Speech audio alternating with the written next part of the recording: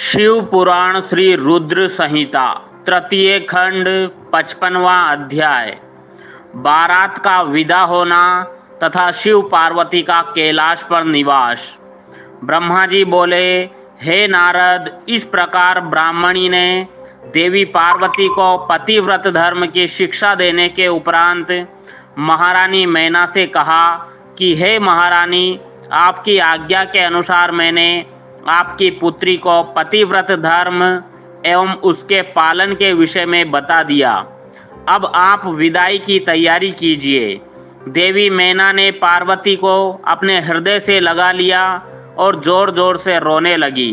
अपनी माता को इस प्रकार रोता देख पार्वती की आंखों से अश्रुधारा बहने लगी। पार्वती और मैना को रोता देख सभी देवताओं की पत्नियां एवं वहां उपस्थित सभी नारियां भाव विवल हो उठी। तभी पर्वतराज हिमालय अपने पुत्रों, मैनाक, मंत्रियों के साथ वहां आए और मोह के कारण अपनी पुत्री पार्वती को गले से लगाकर रोने लगे। गिरिजा की मां, भाभियां तथा वहां उपस्थित सभी स्त्रियां रो रही थी। तब तत्वज्ञानियों और मुनियों तथा पुरोहितों ने अध्यात्म ज्ञान द्वारा सबको समझाया तथा यह भी बताया कि उपस्थित शुभ मुहूर्त ही बारात विदा करनी चाहिए। ऋषि मुनियों के समझाने से भावनाओं का सागर थमा। तब पार्वती ने भक्ति भाव से अपने माता पिता, भाइयों एवं गुरुजनों के चरण स्पर्श कर उनका आशीर्वाद प्राप्त किया तथा पुनः रोने लगी।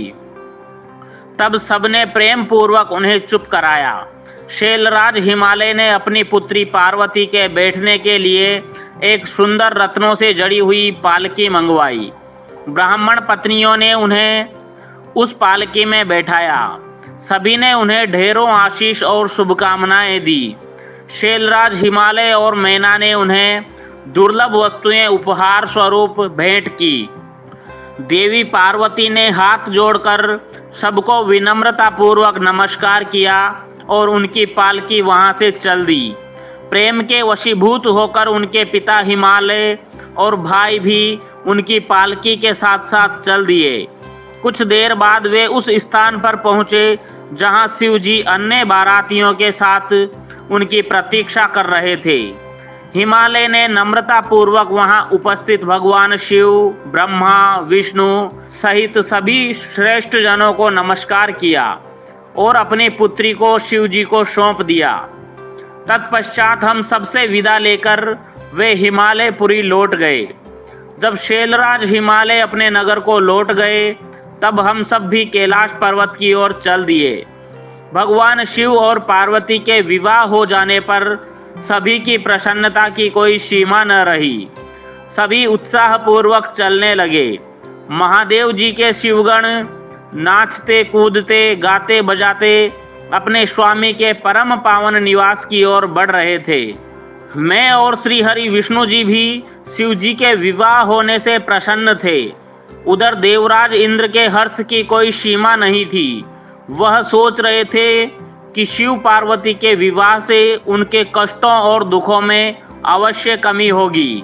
उन्हें इस बात का यकीन हो गया था कि अब जल्द ही उन्हें और सब देवताओं को तारकासुर नामक भयंकर दैत्य से मुक्ति अवश्य मिलेगी। भगवान शिव भी हर्ष का अनुभव कर रहे थे। उन्हें उनके जन्म जन्म की प्रेयसी पार्वती पुनः पत्नी रूप में प्राप्त हो गई थी। इस प्रकार प्रसन्नता पूर्वक आनंद में मगन होकर सभी कैलाश पर्वत की ओर जा रहे थे। उस समय सभी दिशाओं से पुष्प वर्षा हो रही थी, मंगल ध्वनि बज रही थी और मंगल गान गाए जा रहे थे। इस प्रकार यात्रा करते हुए सभी कैलाश पर्वत पर पहुंचे। वहां पहुंचकर भगवान शिव ने पार्वती से कहा, हे देवेश्वरी, आप सदा से ही मेरी प्रिया है। आज पूर्व जन्म में मुझसे बिछुड़ गई थी। सब देवताओं की कृपा से आज हम पुनः एक हो गए हैं। आज आपको पुनः अपने पास विराजमान पाकर मैं बहुत प्रसन्न हूँ। हम दोनों का साथ तो जन्म जन्मांतरों से है। शिव शिवा के बिना और शिवा शिव के बिना अधूरी है। आज मुझे पुनः अपनी प्राण वल्लभा मिल गई है। प्रभु शिव की इन प्यारी बातों को सुनकर देवी पार्वती का मुख लज्जा से लाल हो गया। उनके बड़े बड़े सुंदर नेत्र झुक गए और वे धीरे से बोली, हे नाथ, आपकी हर एक बात मुझे स्मरण है। मेरे जीवन में सब कुछ आप ही है। आज आपने अपनी इस दासी को अपने चरणों में जगह देकर बहुत बड़ा उपकार किया है। मैं आपको पति के रूप में पाकर धन्य हो गई हूँ। देवी पार्वती के उत्तम मधुर वचनों को सुनकर भगवान शिव मुस्कुरा दिए। तत्पश्चात भगवान शिव ने सभी देवताओं को स्वादिष्ट भोजन कराया एवं उन्हें सुंदर उपहार भेंट स्वरूप दिए।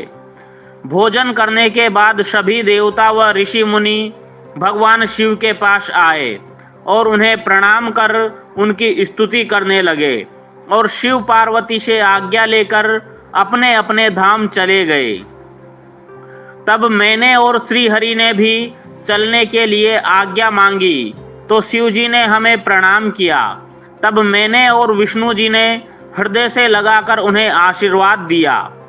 फिर हम भी अपने अपने लोकों को चले गए। हम सबके कैलाश पर्वत से चले जाने के बाद भगवान शिव अपनी प्राण वल्लभा पार्वती के साथ आनंद पूर्वक वहां निवास करने लगे।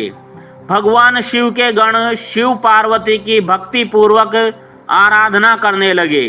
नारद, इस प्रकार मैंने तुम्हें भगवान शिव पार्वती के विवाह का पूर्ण विवरण सुनाया। यह उत्तम कथा शोक का नाश करने वाली, आनंद, धन और वायु की वृद्धि करने वाली है। जो मनुष्य सच्चे मन से प्रतिदिन इस प्रसंग को पढ़ता अथवा सुनता है वह शिवलोक को प्राप्त कर लेता है।